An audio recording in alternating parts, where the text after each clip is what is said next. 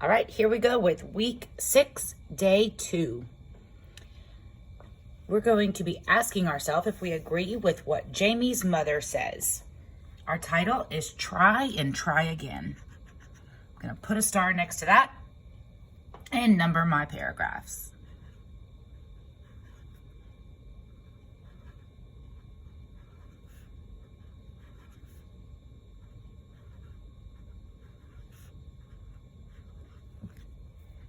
Okay, here we go.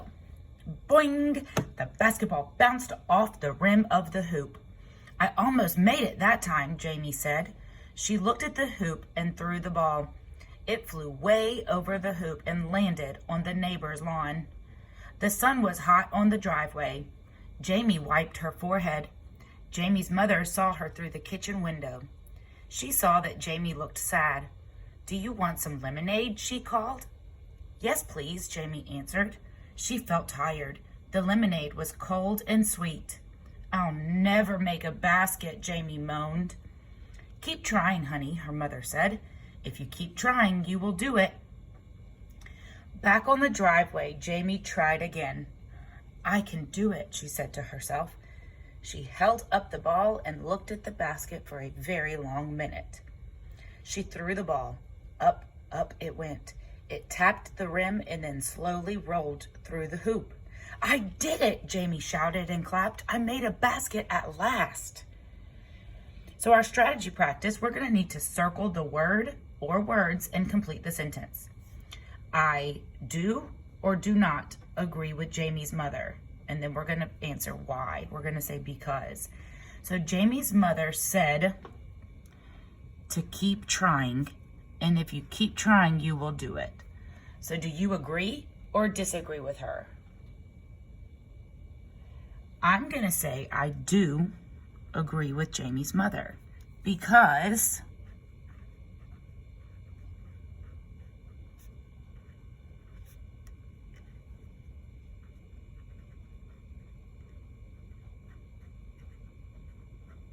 practice is important.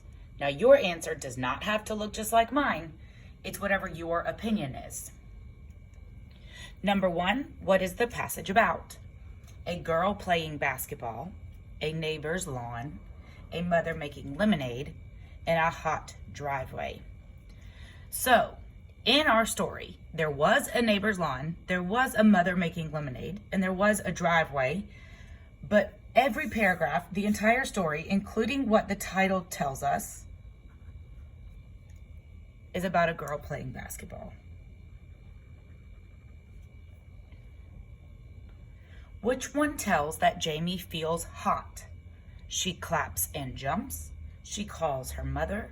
She looks at the basket. She wipes her forehead. Think about what you would do if you were running around and sweaty. You would probably wipe your forehead to get that sweat off. The answer is D. What do you think will happen next? The ball will pop. The ball will get lost. Jamie will make another basket, or Jamie will make lemonade. So when we see a question that asks what happens next, we should probably reread or read again the end. So let's go see what happened at the end, and then we'll make our choice. Back on the driveway, Jamie tried again. I can do it, she said to herself. She held up the ball and looked at the basket for a very long minute. She threw the ball. Up, up it went. It tapped the rim and then slowly rolled through the hoop. I did it, Jamie shouted and clapped. I made a basket at last. So now that she's practiced and she's getting a little bit better, I think maybe she'll make another basket. C. And number 4, what does the title tell you? What Jamie says, what Jamie does, how Jamie feels, or how Jamie looks. Our title is Try and Try Again. That is what Jamie does. All right, let's go to our grammar page. Week 6, day 2. Number 1, Dad's tools are in that box. All right, capital letter.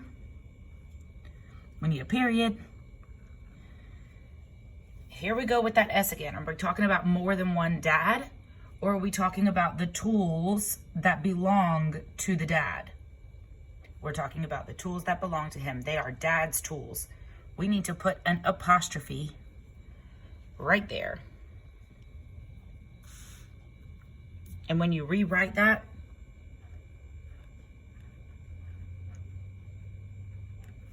that's where that apostrophe goes. All right, number 2, don't touch the hot stove.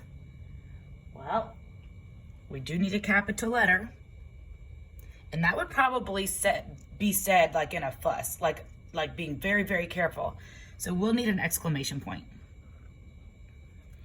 And then we need an apostrophe in this sentence too, but it's for a different reason. Nothing belongs to anybody, but this word is don't. When you have the words do and not, you can combine them to make what we call a contraction.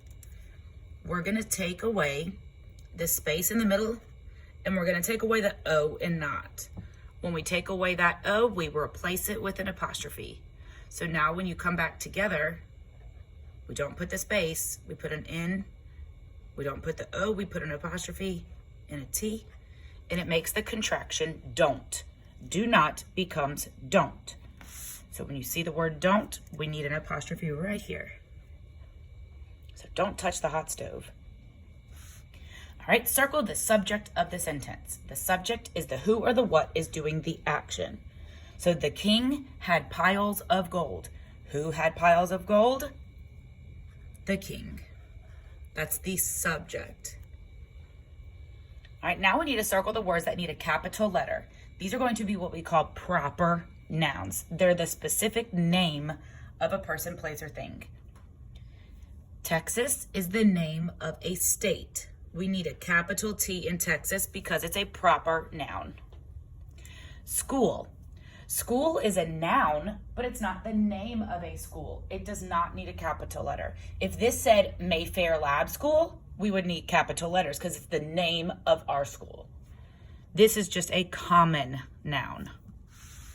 And James needs a capital letter because it's somebody's name. It is a proper noun. Last question. Where does the comma go in this sentence? First, you need to finish your homework. Now we see this when we do our informative writing. We would say first, comma, you need to finish your homework.